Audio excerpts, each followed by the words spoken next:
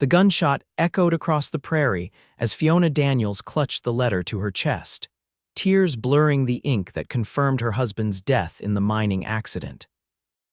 At 26, she was now a widow with nothing but a trunk of belongings and memories of a short-lived marriage that had brought her west from Boston only to leave her alone in Colorado Territory. 1873. Rain pounded the roof of the stagecoach as it lurched along the muddy trail toward Keeler, Wyoming. Fiona had sold what little she and Thomas had owned to purchase the ticket. Following the only lead, she had an advertisement seeking a schoolteacher in a frontier town she'd never heard of. Her teaching certificate and desperate circumstances were her only qualifications. "Last stop before Keeler, madam," the driver called as they pulled into a way station. "Might want to stretch your legs. Still got another 2 hours in this weather." Fiona stepped down, her boots sinking into the mud. The small trading post offered little shelter, but she gratefully accepted a cup of coffee from the weathered proprietor. "Heading to Keeler?" he asked, eyeing her city clothes. "Yes, sir, for the teaching position." The man's face softened. "You'll be staying with the Fillmore family then?" "I'm not certain. The town council arranged accommodations." "Well, Keeler's had its share of troubles, lost some good folks last winter to the fever." He hesitated. "Including Jenny Fillmore, left those young'uns without a mother." Fiona nodded solemnly, not yet understanding how this information would soon reshape her life. The stagecoach finally rolled into Keeler as the rain subsided. The town was larger than Fiona had expected, a main street lined with false-fronted buildings, a church steeple rising above the rooftops, and homes scattered along side streets. Men in muddy boots gathered outside the saloon while women hurried along the boardwalks, skirts raised above the puddles. A stern-faced woman approached as Fiona climbed down from the coach. "Mrs. Daniels, I'm Mrs. Thornton, head of the town council. We expected you yesterday." "The rain delayed us," Fiona explained, straightening her damp bonnet. "I'm pleased to make your acquaintance, Mrs." Thornton surveyed Fiona with critical eyes. "You're younger than we anticipated. Have you taught before?" 3 years in Boston, madam." "Well, our needs are desperate enough. Come along, I'll show you to your accommodations." Instead of heading toward the schoolhouse or boarding house Fiona had expected, Mrs. Thornton led her to the edge of town where a modest 2-story farmhouse stood. A barn and corral stretched behind it, and smoke curled from the chimney. "This is the Fillmore place," Mrs. Thornton explained. "Yorick Fillmore's one of our most respected ranchers, lost his wife this past winter and has 3 children in need of education and feminine guidance." Fiona stopped in her tracks. "I don't understand. I was hired as the town's teacher, not a housekeeper." "You'll be both, Mrs. Daniels. The schoolhouse is being repaired after the spring floods. Until then, you'll teach the children here and help manage the household. Mr. Fillmore has agreed to provide room and board in exchange." Before Fiona could protest, the front door swung open. A tall man with broad shoulders filled the doorway, his face partially hidden beneath a weathered hat. Behind him peeked 3 small faces, a boy of about 10, a girl perhaps 7, and the smallest, another boy who couldn't have been more than 4. "Mr. Fillmore," Mrs. Thornton called. "I've brought your teacher." Yorick Fillmore stepped onto the porch, removing his hat to reveal dark hair streaked with premature silver at the temples. His face was tanned from the sun, with lines etched around eyes that had seen too much hardship for a man who couldn't be past his mid-30s. "Mrs. Daniels," he said, his voice deep but unexpectedly gentle. "Welcome to our home." Fiona mustered her courage. "Mr. Fillmore, there seems to be a misunderstanding. I was hired to teach, not to pa. Is she going to be our new ma?" the youngest boy called out, pushing past his father's legs. The question hung in the air like a thunderclap. Yorick's face flushed with embarrassment as he placed a hand on the boy's shoulder. "No, Caleb, Mrs. Daniels is here to be your teacher." He looked up at Fiona, his eyes apologetic. "I'm sorry, since Jenny passed, the children have been hoping." The naked longing on the children's faces pierced Fiona's heart. She'd come to Keeler seeking refuge from her own grief, not to step into another family's loss. Mrs. Thornton cleared her throat. "The arrangement is temporary until the schoolhouse is repaired." "Unless you'd prefer to return to Colorado, Mrs. Daniels," the implied threat was clear. With no money and nowhere else to go, Fiona had little choice. "I'll stay," she said quietly. "At least until the schoolhouse is ready." Yorick nodded, relief evident in his features. "Thank you." Children helped Mrs. Daniels with her trunk. The older boy, Adam, Fiona would soon learn, rushed down to assist the driver with her belongings while the girl, Elizabeth, shyly took Fiona's hand. "I can show you your room, madam," Elizabeth offered. "It was our ma's sewing room. Pa put a bed in there." Mrs. Thornton departed with promises to check in soon, leaving Fiona alone with the Fillmore family. The house was clean but showed signs of a masculine struggle with domesticity: mismatched curtains, a stack of undarned socks by the fireplace, and food preparation that clearly lacked a woman's touch. "I apologize for the state of things," Yorick said as he showed Fiona to her small room. "We've managed, but it's fine," Fiona assured him, though her heart ached at the obvious signs of the family's struggle. "I'll start lessons tomorrow if that suits. The children will be ready." He hesitated at the doorway. "Thank you for coming, Mrs. Daniels. I know this isn't what you expected." That night, Fiona lay awake in the unfamiliar bed, listening to the creaks of the house and the occasional cry from little Caleb down the hall. She thought of Thomas, of their brief marriage and dashed dreams. Now she found herself in another man's home, surrounded by children who desperately needed mothering. "I'm not ready for this," she whispered to the darkness. But dawn would come whether she was ready or not. The next morning, Fiona rose early to find Yorick already gone to tend the cattle. Adam explained that their father often left before sunrise, working from dawn until dusk to keep the ranch going. "Pa says hard work keeps the sadness away," the boy said matter-of-factly as he helped Fiona clear space in the front room for lessons. Elizabeth proved eager to learn, proudly showing Fiona her neat penmanship. Adam was bright but restless, his mind often drifting to outdoor tasks. Little Caleb was too young for formal lessons but sat with a slate, drawing pictures and watching Fiona with solemn eyes. When Yorick returned for the midday meal, he seemed surprised to find bread baking in the oven and the house tidier than before. "You didn't need to do all this," he said, washing up at the pump by the back door.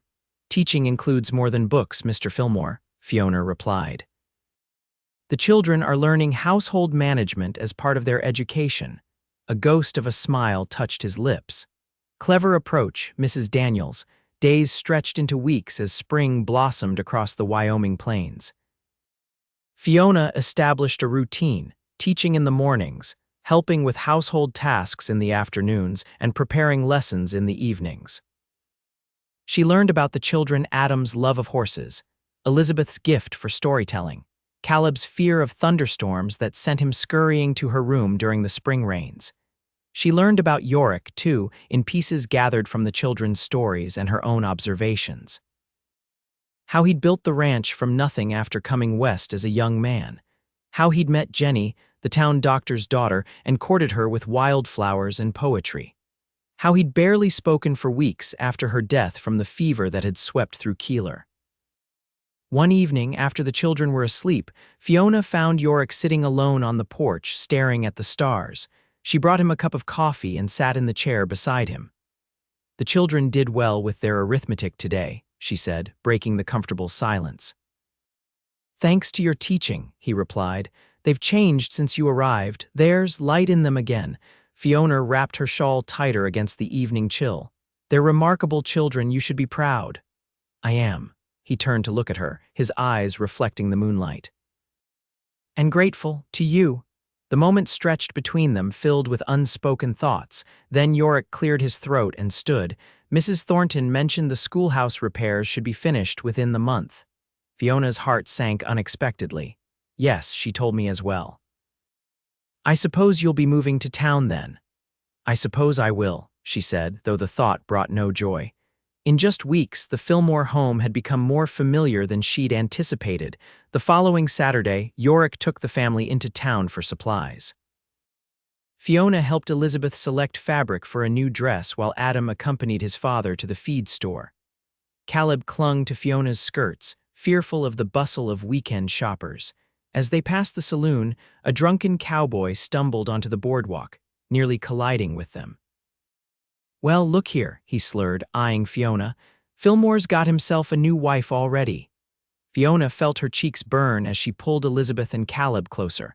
Mind your words, Tucker, Yorick said, appearing suddenly at Fiona's side. Mrs. Daniels is the children's teacher. Living under your roof, though, ain't she? The man leered. Town's talking, Fillmore. Yorick's jaw tightened. Mrs. Daniels, please take the children to the wagon. Come along, Fiona murmured, hurrying the children away. She glanced back to see Yorick speaking intensely to the drunk man, who eventually slunk back into the saloon. The ride home was tense, with Yorick unusually quiet. After the children were occupied with chores, he asked Fiona to join him in the kitchen. I apologize for Tucker's behavior, he said stiffly, but he's right about one thing: people are talking. Fiona's hands trembled slightly as she folded laundry. I hadn't considered how our arrangement might appear to others. It's not proper, a young widow living under a widower's roof, even as a teacher. He ran a hand through his hair. I should have thought of it sooner. The schoolhouse will be ready soon, Fiona reminded him, though the words tasted bitter. Yes, he hesitated, but there's another option. The Wilsons have offered you a room in town. You could move there immediately and come here daily for lessons until the schoolhouse opens. The suggestion felt like a physical blow. You want me to leave?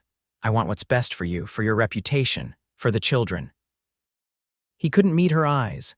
They're growing attached, Fiona, especially Caleb, when you leave for the schoolhouse. It will be difficult, she finished softly. Yes.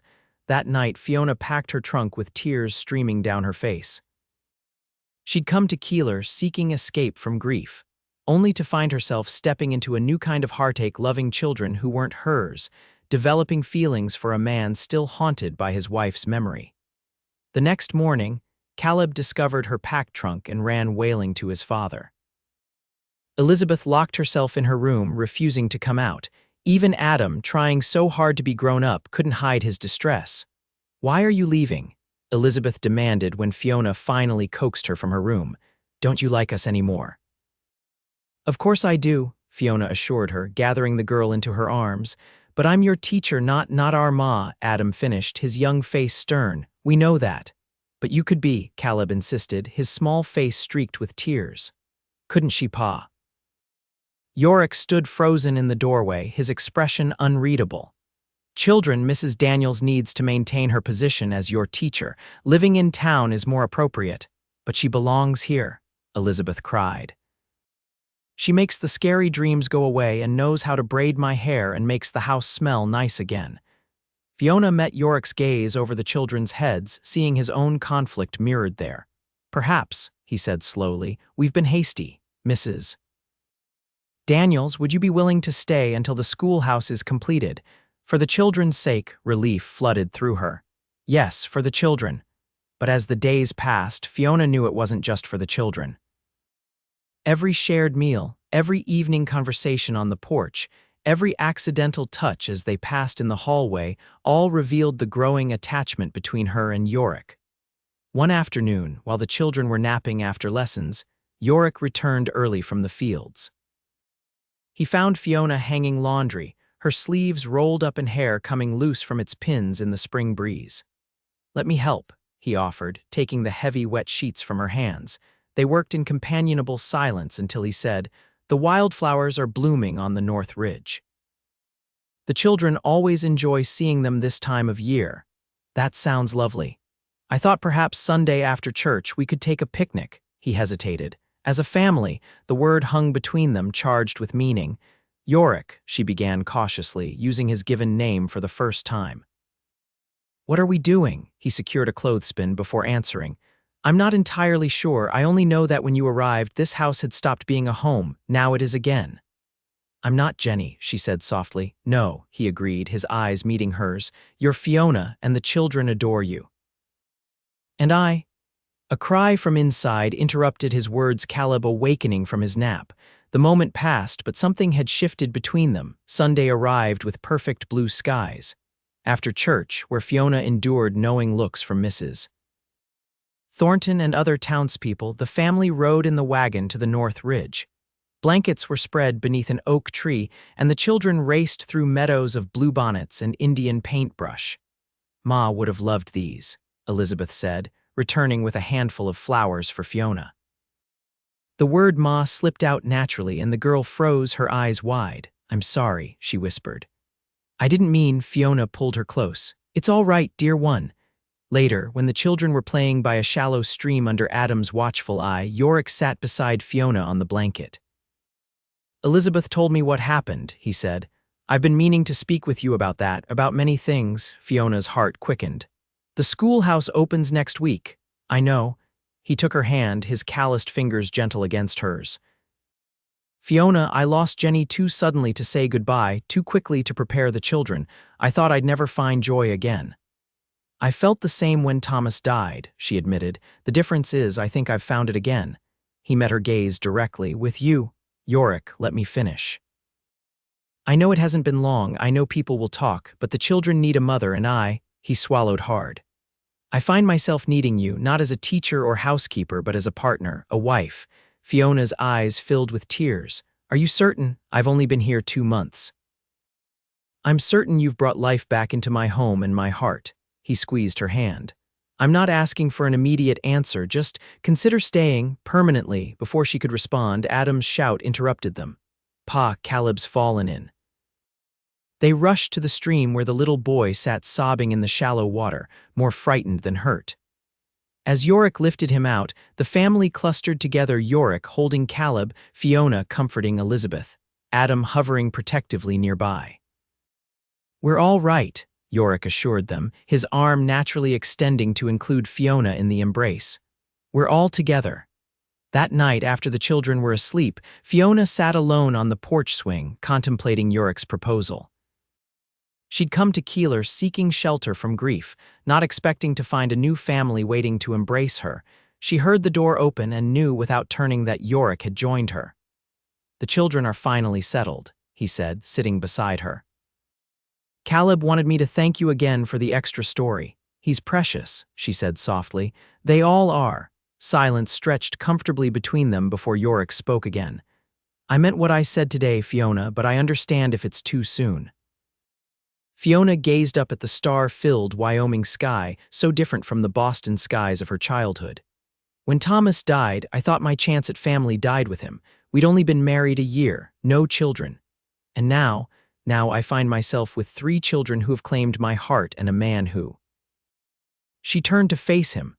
A man who makes me believe in second chances. Hope dawned in his eyes. Is that a yes? It's I'd like to try, slowly, for the children's sake and ours. His smile was like sunrise breaking over the plains. That's all I ask. The next morning, as Fiona prepared for lessons, Caleb tugged at her skirt. Teacher, he whispered, his secret name for her since her arrival, are you going to stay forever now? Fiona knelt to his level. Would you like that, Caleb? He nodded solemnly. Pa smiles when you're here. And you know how to make the monsters go away at night. Then I think I might stay, if that's all right with you and Adam and Elizabeth. The little boy's face lit up like Christmas morning. Can I call you Ma? Not always, but sometimes, tears pricked Fiona's eyes, sometimes would be just fine. When the schoolhouse finally opened the following week, Fiona walked the half-mile to town each morning with the Fillmore children. Tongues wagged when Yorick began escorting her home each afternoon, but the gossip faded when they announced their engagement at the town's Founders' Day celebration. It's scandalously quick, Mrs. Thornton sniffed, though her eyes were kind. But those children need a mother, and Yorick Fillmore's never been conventional. They married in June beneath the oak tree on the North Ridge, surrounded by wildflowers and the people of Keeler. Elizabeth served as Fiona's maid of honor, wearing a dress they had sewn together. Adam stood proudly beside his father, and Caleb carried the rings on a small pillow, only dropping them once. I, Yorick, take you, Fiona, to be my wife, he vowed, his voice steady and sure. To build a new life together while honoring what came before. I, Fiona, take you, Yorick, to be my husband, she responded, to mother your children as my own and create new memories alongside the treasured ones. That night, after celebrating with the townsfolk and tucking the exhausted children into bed, Yorick carried Fiona over the threshold of what was now truly their home. Welcome home, Mrs. Fillmore, he whispered, setting her gently on her feet. It already feels like home, she answered, rising on tiptoes to kiss him. As summer ripened into fall, the Fillmore family settled into new rhythms. Fiona continued teaching at the schoolhouse while managing their home. Yorick's ranch prospered, allowing him to hire help that freed him to spend more time with his growing family. The children blossomed under Fiona's care, keeping Jenny's memory alive through stories while embracing Fiona as their second mother. When the first anniversary of Fiona's arrival in Keeler approached, she discovered she was carrying a child of her own. She told Yorick one evening as they sat on the porch swing, watching the sunset paint the Wyoming sky in gold and crimson.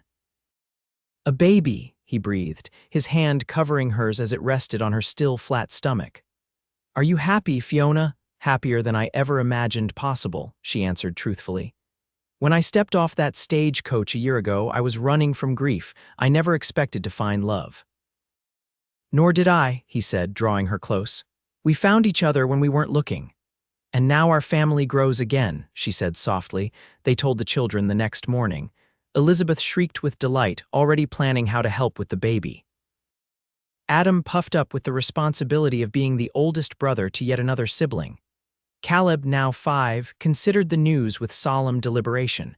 "Where will the baby sleep?" he finally asked. "In the cradle your pa is going to build," Fiona answered. "Will you love it more than us?" His voice held the vulnerability only a child could express. Fiona gathered him into her arms. "My heart isn't divided, Caleb. It expands, like when I came here and found room to love all of you." He seemed satisfied with this explanation and ran off to help Adam with chores, leaving Fiona and Yorick standing together in the morning light. "You're a remarkable mother," Yorick said, his arm around her waist. "I had good teachers," she replied, thinking of the 3 children who had taught her to mother before she'd even realized what was happening.